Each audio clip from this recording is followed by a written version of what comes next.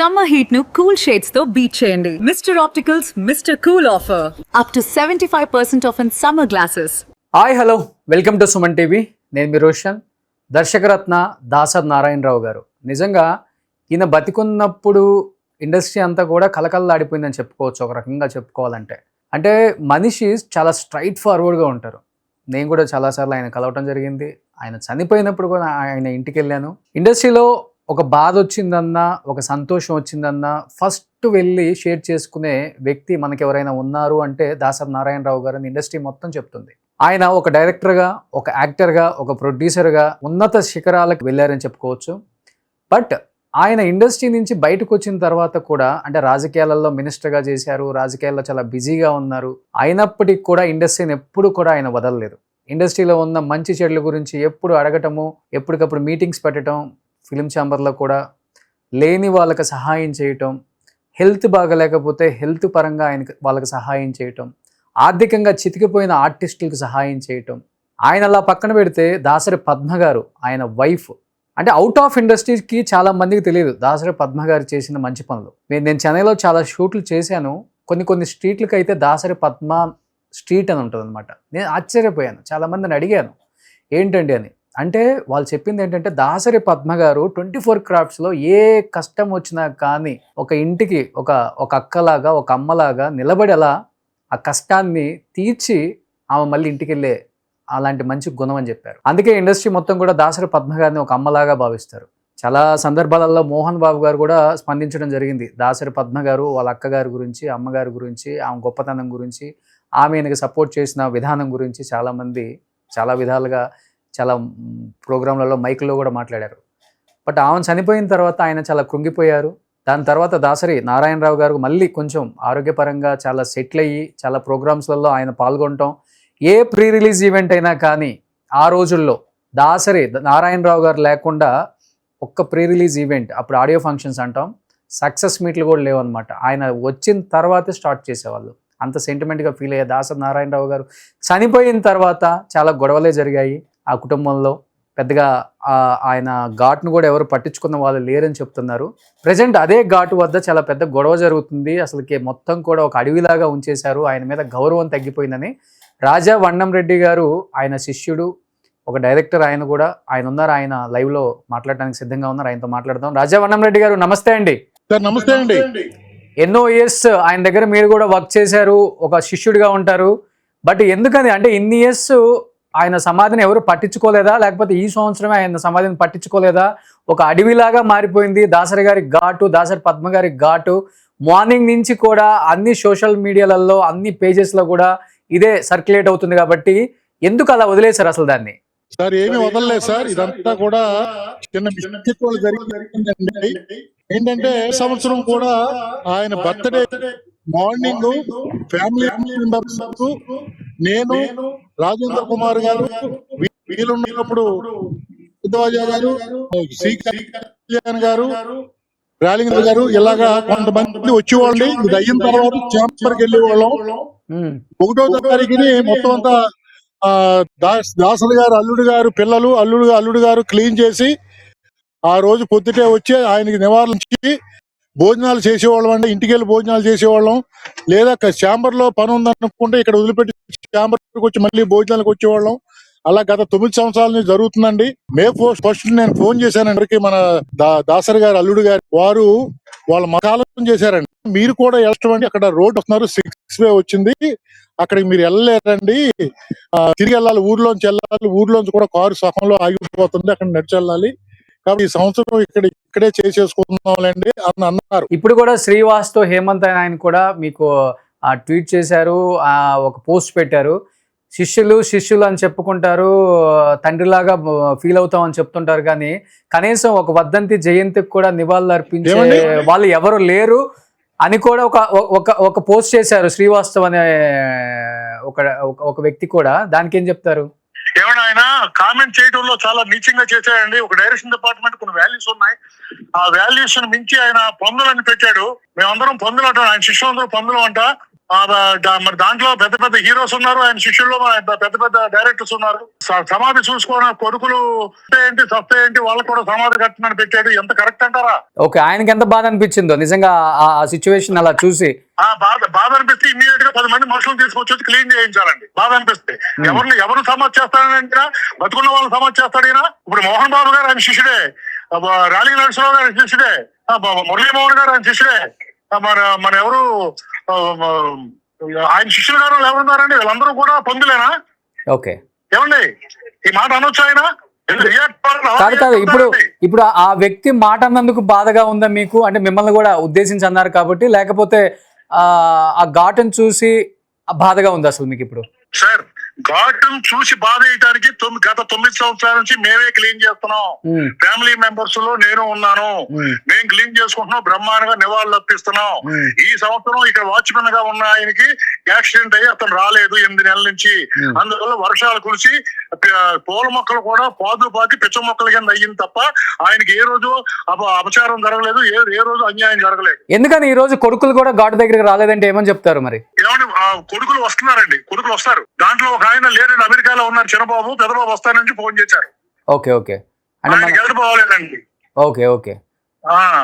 కానీ రాజావందం రెడ్డి గారు చూస్తున్నాం ఇండస్ట్రీలో, మీకు తెలిసిందే ఒకప్పుడు కష్టం అంటే దాసరి గారి ఇంటి తలుపు తట్టే వాళ్ళందరూ కూడా ఈరోజు పేరుకి మేము ఇండస్ట్రీ పెద్దలని చెప్పుకుంటున్నారు, కానీ చాలామంది అవుతున్నారు, కానీ బయట 10 మంది ఆర్టిస్టుల చేత చెప్పించుకుంటున్నారు. కానీ కష్టం అంటే కనీసం వాళ్ళ కష్టం ఏంటి పిలిచి అడిగే వాళ్ళు లేరు, వాళ్ళ కష్టాన్ని తీర్చేవాళ్ళు లేరు. ఒకప్పుడు కష్టం అంటే దాసరి గారే గుర్తొచ్చేవాళ్ళు. అలాంటి దాసరి గారు అంటే ప్రతి ఒక్కరికి కూడా ప్రేమ ఉంటుంది, నేను కాదని చెప్పట్లేదు.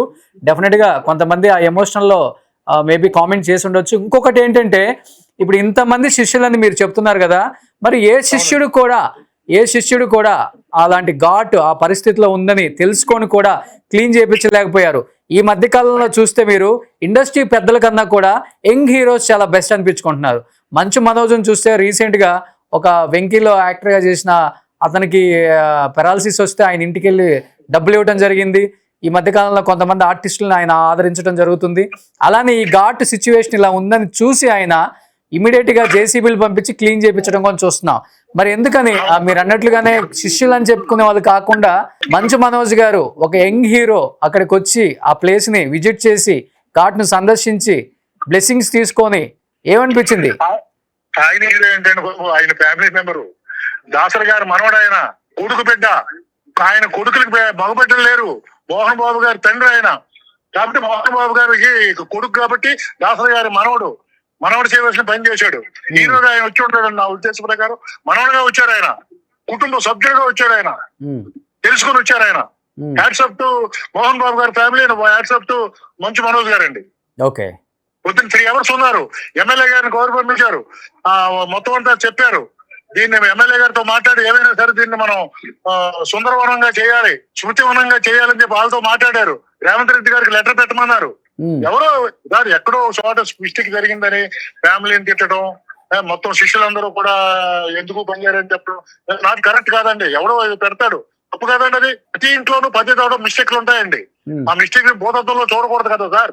ఓకే, బట్ ఎవరైనా కాల్ చేయడం జరిగిందా ఇండస్ట్రీ నుంచి పెద్దలో సిచ్యువేషన్ అక్కడ ఆ ఘాట్ని అలా చూసి? శ్రీ కళ్యాణ్ గారు ఫోన్ చేశారండి. శ్రీ కళ్యాణ్ గారు ఫోన్ చేశారు, ముత్యాల రామదాస్ గారు వచ్చారు, హేమ వచ్చింది, రాజేంద్ర కుమార్ గారు వచ్చారు, మంచు మనోజ్ గారు, 10 మంది మేనేజర్లు అందరూ ఇక్కడే ఉన్నారు. మన సాయి రాజేష్ గారు, మా డైరెక్షన్ డిపార్ట్మెంట్ 10 మంది ఇక్కడే ఉన్నాం. వర్కర్స్ ఇక్కడే ఉన్నారు. జేసీబీ పనిచేస్తుంది. సాయంత్రం 5 గంటలకు అంతా పూర్తి అవుతుందండి. తర్వాత వాళ్ళ కుటుంబ సభ్యులతో మాట్లాడి ఒక నిర్ణయానికి వచ్చి ఏం చేద్దాం, ఎలా చేద్దాం.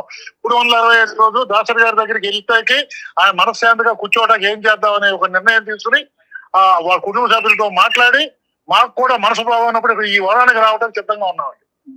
ఓవరాల్ గా ల్యాండ్ దాసరి గారి సొంత ల్యాండ్ కదండి, ఓన్ ల్యాండ్ అది? ఇది ఓన్ ల్యాండ్ అండి. ఓకే, మీరు నాకు చేయవలసిన హెల్ప్ ఏంటంటే సార్, బోల్డ్ మంది అలా మాట్లాడుతూ బోల్డ్ మంది అలా చేస్తా ఉంటారు, ఎన్ని చేస్తా ఉంటారు. ఇండస్ట్రీకి ఆయన చాలా ముఖ్యమైన వ్యక్తి.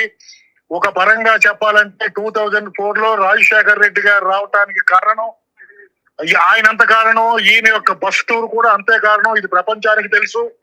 కాంగ్రెస్ పార్టీ నిలబడటానికి ఈయన కారణం. రామారావు గారు గెలిచినప్పుడు నారాయణరావు గారు మీరు మా పార్టీకి రండి బెదర్ అంటే నేను రాను, నేను కాంగ్రెసే అన్న గొప్ప మనిషి. ఆయన లాంటి మనిషి. తర్వాత కాంగ్రెస్ దాంట్లో పిలిచి మర్యాదగా మినిస్టర్ ఇచ్చారు, అన్ని బాగా జరిగినాయి. మేము ఎంత చేసినా పర్సనల్ అవుద్ది, కుటుంబం ఎంత చేసినా పర్సనల్ ఎంత అవుద్ది, మీడియా ఎంత చేసినా పర్సనల్ అవుద్ది. ప్రభుత్వం చేయాలండి, ఆయన గుర్తుంచుకోవాలంటే ప్రభుత్వం చేయాలి. ప్రభుత్వానికి సమాధి కట్టమంటలేదు, ప్రభుత్వానికి రిక్వెస్ట్ చేసి. సో బ్యూటిఫికేషన్ చేయమని చెప్తున్నారు ప్రభుత్వం సైడ్ నుంచి. లేదు బ్యూటిఫికేషన్ ప్రభుత్వానికి సంబంధం లేదు. మాకు కావాల్సింది ఆయన పేరు మీద అవార్డు అనౌన్స్ చేయమనండి. సంవత్సరం అందరం చెప్పుకుంటారు, ప్రతి స్టేట్ వాడు అవార్డు తీసుకుంటానికి అర్హుడు అవుతాడు. ఉన్నది కాంగ్రెస్ ప్రభుత్వం అనేది తెలంగాణలో ఉంది, ఆంధ్రప్రదేశ్ లో ఉంది కూడా టీడీపీ ప్రభుత్వం కదా, మరి వాళ్ళు కూడా అనౌన్స్ చేయొచ్చు. ఆంధ్రవాడి కాబట్టి చూస్తున్నాం. ఈ మధ్య కాలంలో చూస్తున్నాం, ప్రొఫెసర్ నాగేశ్వరరావు గారిని ఇబ్బంది పెట్టారనే తెలంగాణ వాళ్ళు మొత్తం ఐక్యమైపోయి ఆంధ్ర వాళ్ళని అసలుకి తెలంగాణకే రావద్దు, అక్కడ పోలీసులు ఇక్కడికి వస్తేనే అరెస్ట్ చేయండి, పెద్ద ఎత్తున గొడవలు జరుగుతున్నాయి ఆంధ్ర తెలంగాణ. ఈ రాజకీయం అంటేనే మరి అసలుకి ఎక్స్ట్రీమ్కి వెళ్ళిపోయినాయి. ఇప్పుడు చూస్తూనే ఉన్నాం సిచ్యువేషన్స్ మనం. అందుకే సార్ రాజకీయంగానే మాట్లాడట్లేదు. కాంగ్రెస్ గవర్నమెంట్ మనిషి కాబట్టి, ఆయన కాంగ్రెస్ కు బాగా చేశారు కాబట్టి, తెలంగాణ ప్రభుత్వంలో ఈయన సమాధి ఉంది కాబట్టి, తెలంగాణ ప్రభుత్వం ఉమ్మడి రాజ్యంగా ఉన్నప్పుడు, ఉమ్మడి రాష్ట్రాలుగా ఉన్నప్పుడు ఆయన సినిమా ప్రభుత్వం చేశారు కాబట్టి, మీరు కొంచెం మీ మీడియా వాళ్ళు కూడా కొంచెం హెల్ప్ చేసి ఆయన పేరు మీద ఒక అవార్డు వచ్చేలాగా, ఒక అనౌన్స్ చేసేలా చూడండి సార్ ప్లీజ్. ఇవన్నీ సమాధులు గిమాధులు బ్యూటిఫికేషన్ అంతా శిష్యులు ఉన్నారు, ఫ్యామిలీ మెంబర్స్ ఉన్నారు, మేమందరం ఉన్నాం. ఏం చేశారు ఇన్ని సంవత్సరాలు? మరి ఇంతమంది శిష్యులు ఉండి ఇంతమంది శిష్యులు ఉన్నారు, హీరోలు ఉన్నారని మీరే చెప్తున్నారు. మరి మీరు ఒక 1 month May 30th ఆయన వస్తుంది డెఫినెట్ గా వద్దంతి. సో ఒక నెల ముందు మీరు అందరూ అలర్ట్ అయ్యి మరి క్లీన్ చేయాలి, ఇక్కడ అంతా బ్యూటిఫికేషన్ చేసుకుందాం, 10 మందితో మాట్లాడుతున్నాం అని అనిపించుకోకుండా ఈ రోజు ఘాట్ దగ్గరకు వచ్చిన తర్వాత ఒక అడవి లాంటి ఒక వాతావరణాన్ని సృష్టించారు, ఈ ఘాట్ని వదిలేశారు అనే మాట తీసుకోవాల్సి వచ్చింది కదా. ఈ రోజు మీరు ప్రేమించే వ్యక్తులే, నేను కాదని చెప్పట్లేదు. అమరాలు చేసి 2 నెలలు ఇంట్లో లేకపోతే ఇల్లంతా బూజు పట్టేసి దుమ్మట్టేసి వాటర్ ఏమో ఇది పట్టేసి ఉంటది. అటువంటిది ఏమన్నా 8 నెలల నుంచి వాచ్మెన్ లేకుండా ఆ పిచ్చి మొక్కల చుట్టూ పాదులు కట్టేస్తే పిచ్చిగా కనిపించగా మంచిగా ఎందుకు కనపడుతుంది? అలా జరిగిందని మాకేం తెలుసా? జరిగిందని తెలుసా? జరిగింది అనుకోకుండా క్లీన్ చేస్తున్నాం. దీంట్లో చేయటానికి ఏముంది? ఇష్యూ చేయటానికి ఏముంది సార్? దీంట్లో ఇష్యూ ఏం చేయలేదు, మీరే చేసుకున్నారు. అసలుకి ఇష్యూ మీడియాలో వచ్చిన తర్వాతే మాకు తెలిసింది అసలు ఇష్యూ అనేది. అదే ఇష్యూ చేస్తే మీరే చేయడం కూడా మంచిదేండి. మేమందరం ముందు కదిలేం కదా సార్. తప్పు మేము చేసిన తప్పు ఏంటో. సో నిజంగా first of all Manchu Manoj గారికి హ్యాట్సప్ చెప్పొచ్చు అండి నిజంగా. డెఫినెట్ గా సార్, డెఫినెట్ గా ఫ్యామిలీ మెంబర్ దాసరి గారు మనవడు చెప్పాలి. ఆయన వల్లే జరుగుతుంది ఇక్కడ ఇదంతా. సో ఏదైతేనేమి ఒక మంచి పని అయితే జరిగింది ఈ రోజు. బ్రహ్మాండంగా చిన్న మ్యాటర్ పెద్ద చేద్దాం. ఎవరండి సినిమా వాళ్ళు ఫోన్లు చేస్తే రియాక్ట్ అయ్యే వాళ్ళు ఉన్నారా? వీడియోల తర్వాతే రియాక్ట్ అయ్యే వాళ్ళు ఉన్నారు ఇండస్ట్రీలో చాలా మంది. కొంతమంది ఉన్నారు, నేను కాదని చెప్పట్లేదు, కానీ ఫోన్లకి రియాక్ట్ అయ్యే వాళ్ళు ఆల్మోస్ట్ అందరూ అంతా జరగాల్సింది జరిగిన తర్వాతే రియాక్ట్ అవుతున్నారు. ఇవాళ మళ్ళీ వచ్చారా మంచు మనోజ్ గారు అక్కడికి? వస్తున్నారండి, 5 గంటలకు వస్తారండి, ఇక్కడే ఉన్నాము. ఓకే. సో ఈ రోజు కార్యక్రమం చేస్తున్నారా? చేస్తున్నామండి. Okay. So anyhow thank you అండి, thank you so much. Okay sir, okay, నమస్తే.